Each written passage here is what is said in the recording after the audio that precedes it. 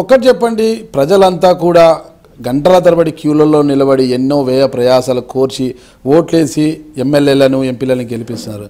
అయితే మీరేమో మీ ప్రతిష్ట కోసరం కావచ్చు, మరో విశేషం కావచ్చు, రాజీనామాలు చేస్తారంటే చూసుకుంటామని చెప్పడం ఎంతవరకు కరెక్ట్ అంటారు? ఒకటండి, 21 మంది ఎమ్మెల్యేలు మా నుంచి వెళ్ళారు, మా పార్టీ తరఫున గెలిచారు. రాజశేఖర రెడ్డి గారి ఆశీస్సులతో జగన్మోహన్ రెడ్డి గారి నాయకత్వాన్ని నమ్మి మాకు అధికారం దాకా తీసుకెళ్ళి కాస్త కోస్తో తేడాతో మేము మా నుంచి 21 మంది ఎమ్మెల్యేలని మీరు తీసుకున్నప్పుడు మేము మా సవాల్ని స్వీకరించే పరిస్థితుల్లో కూడా మీరు లేరు. ముఖ్యమంత్రి గారు కానివ్వండి, వాళ్ళ పార్టీ నాయకులు వాళ్ళు అంటున్నారు కదా, మమ్మల్ని సస్పెండ్ చేయమనండి, మా సభ్యత్వాలు రద్దు చేసి మమ్మల్ని సస్పెండ్ చేయమనండి, మమ్మల్ని ఎందుకు సస్పెండ్ చేయడం లేదు అనేసి భూమా నాగిరెడ్డి గారు కావచ్చు, అఖిలప్రియ గారు కావచ్చు, పలువురు ఎమ్మెల్యేలు పదే స్పష్టం చేస్తున్నారు, అంటున్నారు, సవాల్ వాళ్ళే ఎదురుతున్నారు. జగన్మోహన్ రెడ్డిని మమ్మల్ని సస్పెండ్ చేయమనండి. అసలు సస్పెండ్ చేయటం ఏంటి? స్పీకర్కి పదే మేము కంప్లైంట్ ఇచ్చి మేము హైకోర్టు కూడా వెళ్ళాము. వీళ్ళ మా పార్టీ తరఫున గెలిచి ఫిరాయించారు, ఫిరాయింపు చట్టం ద్వారా వీళ్ళని అనర్హులు చేయండి అని చెప్పాము. చట్టం బలమయంగా లేదనే కదా, బలీయంగా ఉందనే కదా ఇప్పుడు ఇవన్నీ ఆటలాడుతున్నారు. దాన్ని స్పీకర్ గారు ఆమోదించాలి.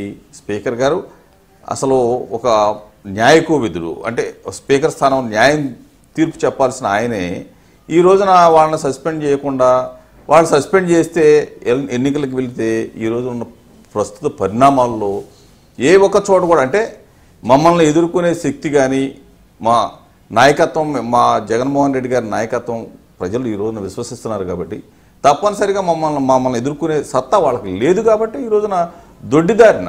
ఎందుకు లేదంటారండి? గవర్నమెంట్లో ఉన్నారు, ప్రాజెక్టులు కడుతున్నారు, అని చేస్తున్నారు కదా, ఎందుకు లేదంటారు? దమ్ము లేదంటారా?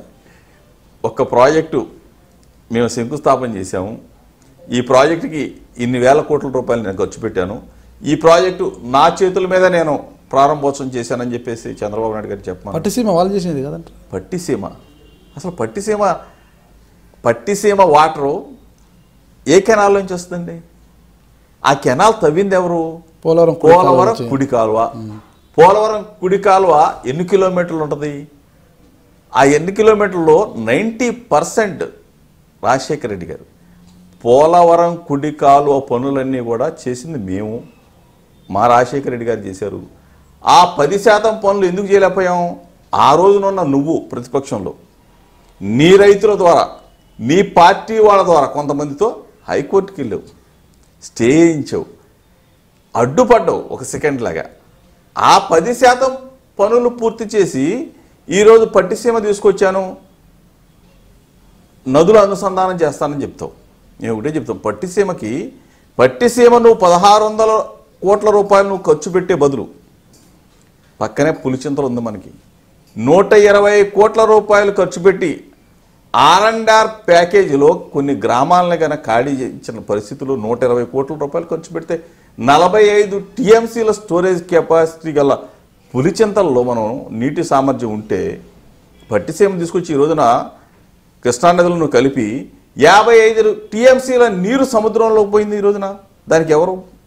1600 కోట్ల రూపాయలు ఎక్కడ ఖర్చు పెట్టావు? ఏం ఖర్చు? 1600 కోట్ల రూపాయలు నువ్వు ఖర్చు పెడితే సముద్రపాలు అయిపోతా ఉన్నాండి. 120 కోట్లు ఖర్చు పెడితే 45 TMCల స్టోరేజ్ కెపాసిటీ గల పులిచింతల్లో మనం నీరు నిల్వ చేసుకునే సామర్థ్యం ఉంది. దాన్ని నువ్వు వదిలేసావు. ఇది ఎవరి కోసం? మీకోసం. మీరు కాంట్రాక్టులు ఇచ్చి 24% ఎక్సెస్ ఇచ్చి నువ్వు పట్టిసీమ పూర్తి చేసావే. ఈ డబ్బు వృధాగా మీ జేబుల్లోకి వెళ్ళిందని చెప్తా ఉన్నాను. ఈరోజు చెప్తా ఉన్నాను దాని మీద. పట్టిసీమ తీసుకొచ్చావు, కలిపామని చెప్తా ఉన్నావు. ఓ పక్క కృష్ణా డెల్టాకి వెళ్దాం పదండి. మీ నాయకుడు రావచ్చు, ఎవరైనా రావచ్చు, పెడన కాన్స్టిట్యున్సీ కానివ్వండి, లేకపోతే మచిలీపట్నం కాన్స్టిట్యున్సీ కానివ్వండి, అవనిగడ్డ కానివ్వండి, కైకుల్లో కానివ్వండి, ఎక్కడ మీరు వరి పంటలకు నీరు ఇచ్చారు? ఎన్ని పంటలు ఇప్పటి వరకు సుమారుగా 2 సంవత్సరాల నుంచి సరిగ్గా పంటలు కూడా వేసుకునే పరిస్థితుల్లో డెల్టా రైతులు ఉంటే మీరు సంబరాలు చేసుకుంటారు. ఎక్కడో పంటలు తీసుకొచ్చి, ఉరికంకులు తీసుకొచ్చి చంద్రబాబు నాయుడు గారికి ఇచ్చి ఆయనకి సన్మానాలు చేస్తారు. నిన్న కాక మొన్న తిరిగాం మేము హనుమాన్ జంక్షన్లో జగన్మోహన్ రెడ్డి గారి నాయకత్వంలో అక్కడంతా రైతులందరూ 14,000 ఎకరాలు బాపులపాడు మండలంలో 14,000 ఎకరాలు ఊడవలేదు, పంటలు వేసుకోలేదు. ఎక్కడో దాకా కాదు, గన్నవరం ఉదయాన్నే ముఖ్యమంత్రి గారు ఉదయాన్నే ఫ్లైట్ ఎక్కుతారు, మధ్యాహ్నం దిగుతారు, మధ్యాహ్నం మళ్ళీ ఫ్లైట్ ఎక్కి సాయంత్రం దిగుతారు. పక్కనే ఉన్న బాపులపాడులో పంటలు పండలేదు. ఇవి చూడరు, ఇవి మన కళ్ళకి కనపడవు. ఎక్కడో రాయలసీమలో అది ఇచ్చాం, లేకపోతే పులివెందులకి ఇది ఎన్ని చౌకబారు మాటలు, ఇది కరెక్ట్ కాదనేది నా వాదన.